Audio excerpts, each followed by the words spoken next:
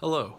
Today we will be having a little bit shorter of a lesson, but I wanted to talk about one aspect of the anatomy of a newspaper that we didn't get quite a chance to cover when we looked at the overall outline or the overall skeleton of a newspaper.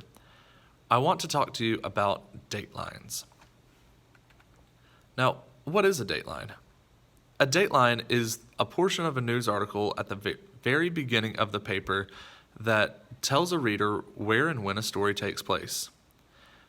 The city is always written in all capitals, and then most of the time it is followed with the state and with the date in normal typical type.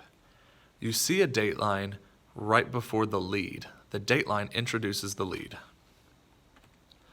So here's an article from the New York Times about a 113-year-old carousel in Tokyo. And as you can see here, we have our author, Makoto Rich and Hikari Hida. So our authors, I should say, and not just our author. We see that it was written September 26th, 2020. But look here, right before the lead, we read Tokyo. From the shrines of Nikko and the temples of Kyoto and the castles of Matsumoto and Himeji, the Japanese are fiercely proud of the country's centuries-old monuments of cultural heritage. This portion right here that reads Tokyo is considered our dateline. We have the location, Tokyo, and then we have a dash that connects it to the lead. Now we have a couple of different types of datelines. We have local datelines, national datelines, and international datelines. When do you use them? Well, you would write a dateline whenever the location of the event is pertinent to the story or important to the story.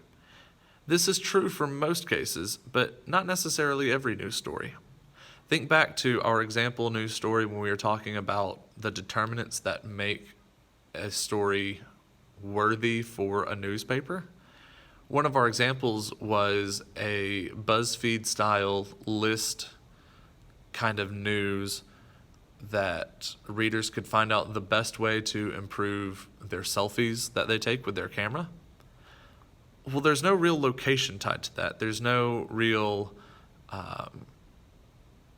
location that story took place. So you wouldn't necessarily need to use them.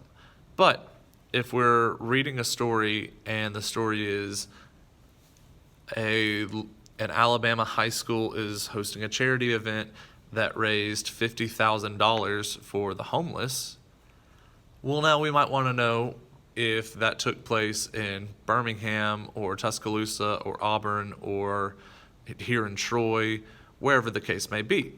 So we would want to make sure that for most of our news stories, if there's a location that is fairly important, we want to make sure that we write down that location. And again, the city itself is written in all caps. When not to use them, well, we touched up on that just a second ago. Again, if the location of the story isn't very important to the type of news story, then we don't need to. Or if there is no location, then we don't have to put a dateline. Now, if the location of the story is written in the headline, then you don't need to repeat the location.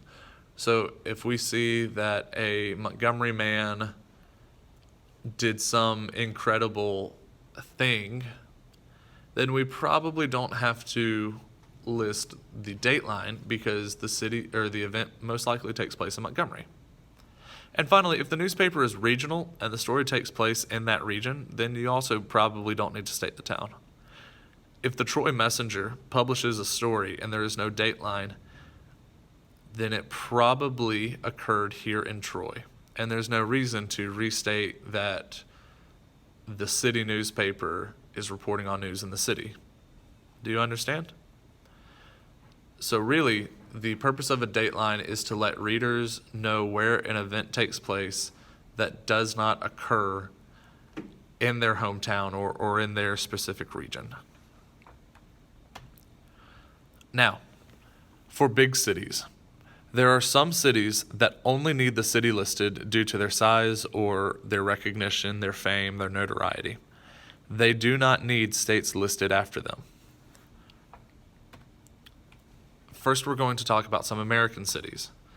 As you can read here, we have several. We have Atlanta, Baltimore, Boston, Chicago, Cincinnati, Cleveland, Dallas, Denver, Detroit, Honolulu, Houston, Indianapolis, Las Vegas, Los Angeles, Miami, Milwaukee, Minneapolis, New Orleans, New York, Oklahoma City, Philadelphia, Phoenix, Pittsburgh, St. Louis, Salt Lake City, San Antonio, San Diego, San Francisco, Seattle, and Washington. All of these cities here do not have to have their states written beside them because they are either state capitals or they are famous enough that, at least within America, that they do not have to have the state listed beside them. We all here know where Atlanta is located, for instance. Well, the same is true for some international cities. We have a few international cities that only need the city listed. And those cities are Amsterdam, Baghdad, Bangkok, Beijing, Beirut, Berlin, Brussels, Cairo, Djibouti, Dublin, Geneva, Gibraltar, Guatemala City, Havana, Helsinki, Hong Kong, Islamabad, and Istanbul, Jerusalem, Johannesburg, Kuwait City, London, Luxembourg, Macau, Madrid, Mexico City, Milan, Monaco, Montreal, Moscow, Munich, New Delhi, Panama City, not in Florida, Paris, Prague, Quebec City, Rio de Janeiro, Rome, San Marino, Sao Paulo, Shanghai, Singapore, Stockholm, Sweden, Tokyo, Toronto, Vatican City, Vienna, and Zurich.